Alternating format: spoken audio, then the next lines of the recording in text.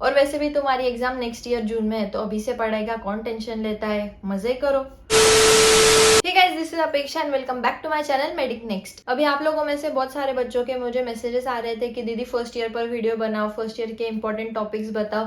तो इसीलिए आज के वीडियो का टॉपिक है how to study in first year BHMS।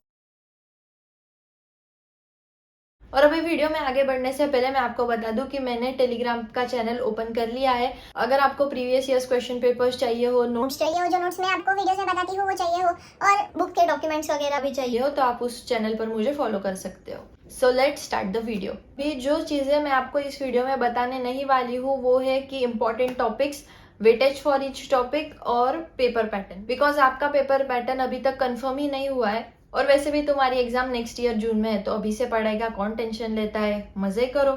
मजाक कर रही हूँ, पता है सब लोग बोलते हैं कि मेडिकल कॉलेजेस में 1 महीना पहला पढ़ाई हो जाती है, 1 महीना पहले पढ़ाई करते हैं, बट ऐसा नहीं करना होता है। जब भी हमें कॉलेज में पढ़ाते हैं एक बार तो वो टॉपिक हमें ब्रशअप कर लेना चाहिए होता है।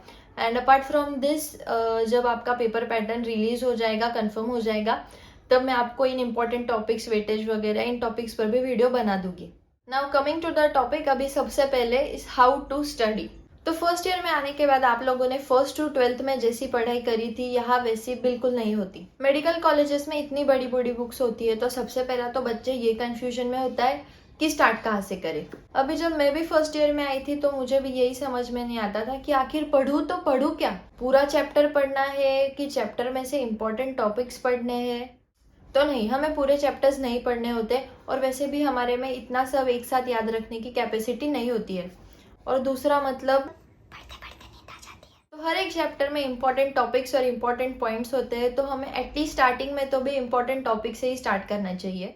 अभी सबसे पहला पॉइंट है कि वॉच वीडियोस। अभी सपोज तुमने एक टॉपिक स्टार्ट किया है पढ़ने के लिए, अभी सपोज तुम लोग एंडोक्राइनोलॉजी पढ़ रहे हो और उसमें से तुमने थायराइड ग्लैंड पढ़ना स्टार्ट किया, तो क्या करना कि यूट्यूब पर ढेर सारे वीडियोस होते हैं, तो तुम उस टॉपिक से रिलेटेड वीडियो देखना पहले।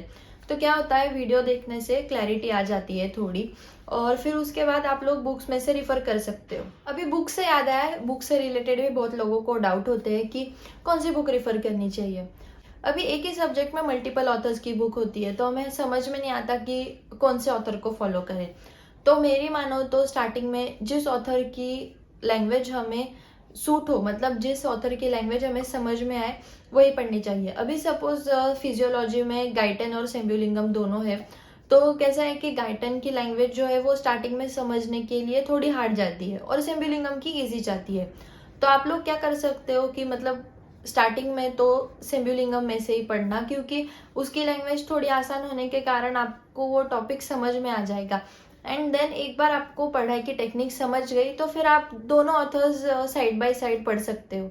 और दूसरा मतलब पढ़ते पढ़ते आपके सेल्फ नोट्स हमेशा निकालना, मतलब आप भले ही कोई भी चैनल फॉलो कर रहे हो, यूट्यूब चैनल, या फिर आपके पास कोई भी रेडीमेड नोट्स भी है, फिर भी आप आपके हैंड रिटन नोट्स भी बनाने की आदत पहले से रखना, बिकॉज वो लास्ट में आपको एग्जाम के वक्त बहुत काम में आते हैं। Next is previous years question. अभी PYQ जो है वो एक इम्पॉर्टेंट रोल प्ले करते हैं। अभी तुम लोग क्या करना कि 5 to 7 ईयर्स के प्रीवियस ईयर्स के क्वेश्चन पेपर डाउनलोड करके रखना। टेलीग्राम पर आसानी से मिल जाते हैं, और मैं भी अभी हमारे टेलीग्राम ग्रुप पर डाल दिया करूँगी।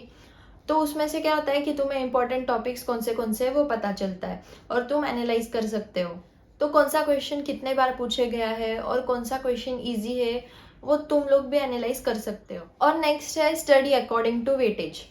दैट इज, अभी तुम इतने सारे क्वेश्चन पेपर्स देखोगे तो ये तो तुम सॉर्ट कर ही सकोगे कि लॉन्ग आंसर क्वेश्चन में कौन से क्वेश्चन पूछे जाते हैं और शॉर्ट आंसर में कौन से।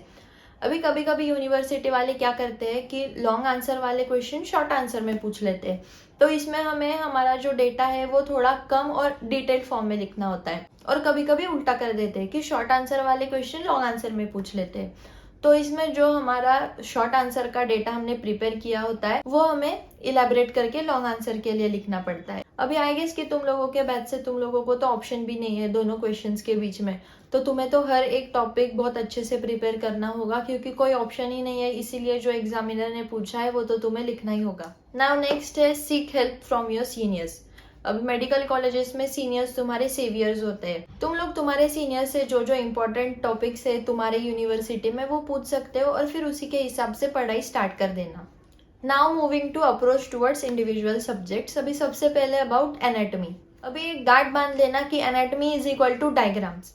मैं तो कहूँगी कि थ्योरी छोड़ो और अभी से डायग्राम्स की प्रैक्टिस करनी स्टार्ट कर दो। कैसा होता है कि हम जब एनाटॉमी पढ़ना स्टार्ट करते हैं तब हम थ्योरी पर ज़्यादा फोकस करते हैं जो दिमाग के ऊपर से जाती है।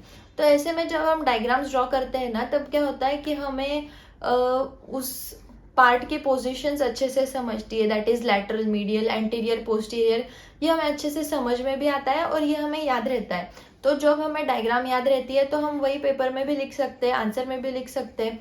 बिकॉज एनएट का पेपर ऐसे भी हमें पॉइंट वाइज लिखना होता है, ज़्यादा थियरी नहीं लिखनी होती। एग्जाम में भी अगर तुम्हें कोई आंसर नहीं आया और तुमने उस टॉपिक की सिर्फ डायग्राम ड्रॉ कर दी तो भी एग्जामिनर तुम्हें अच्छे खासे मार्क्स दे देगा। But diagram well labelled, coloured होनी चाहिए। ऐसा नहीं है कि तुम सिर्फ आउटलाइन वगैरह ड्रॉ करके आए और कुछ भी ड्रॉ करके आए, एक प्रॉपर डायग्राम होनी चाहिए। Next is physiology. अभी फिजियोलॉजी में उल्टा होता है, यहाँ पर हमें थ्योरी पर ज़्यादा फोकस करना पड़ता है और पॉइंट फॉर्म में लिखना थोड़ा अवॉइड करना चाहिए। और फिजियो में study using flow charts. Flow charts की वजह से क्या होता है, कोई भी प्रोसेस आप लर्न कर रहे हो तो वो आसानी से आपके समझ में आ जाती है। और एग्जाम में भी अगर आपने फ्लो चार्ट्स लिखा तो एग्जामिनर के सामने ऑब्वियसली आपका इंप्रेशन अच्छा पड़ेगा और पेपर में प्रेजेंटेशन भी अच्छा दिखेगा। फिर वो फ्लो चार्ट लिखने के बाद तुम तुम्हारा आंसर इलैबोरेट कर सकते हो। और फिर जिस टॉपिक में डायग्राम्स नेसेसरी होती है वहाँ पर डायग्राम्स भी ड्रॉ करनी होती है। नेक्स्ट है फार्मेसी। अभी ये थोड़ा सा दिमाग हिलाने वाला सब्जेक्ट है, नहीं मतलब हार्ड नहीं है, बट अभी फार्मेसी में आप लोग जो पढ़ोगे वो आपके लिए सब कुछ नया होगा। दैट इज आप कंप्लीटली एक नई पैथी सीखने वाले हो और उस पैथी से रिलेटेड ये होम्योपैथिक फार्मेसी है तो वो पढ़ने वाले हो। तो इसमें टर्म्स वगैरह जो होगी वो थोड़ी सी नई होगी, बट कोई प्रॉब्लम नहीं है। इसमें भी आप प्रीवियस ईयर क्वेश्चन और इम्पोर्टेंट क्वेश्चंस वगैरह जब कर लोगे तब आपको ये सब्जेक्ट भी आसान लगेगा। अभी जो बचे हुए सब्जेक्ट्स है that is MM and organon, then I will surely be making an another video about this topics, but you guys don't forget to follow my telegram channel because in that channel I'll be posting important topics which will be helpful for you. So this was about today's video. अगर video पसंद आई हो तो do like, share, comment and subscribe and I'll see you guys in next video.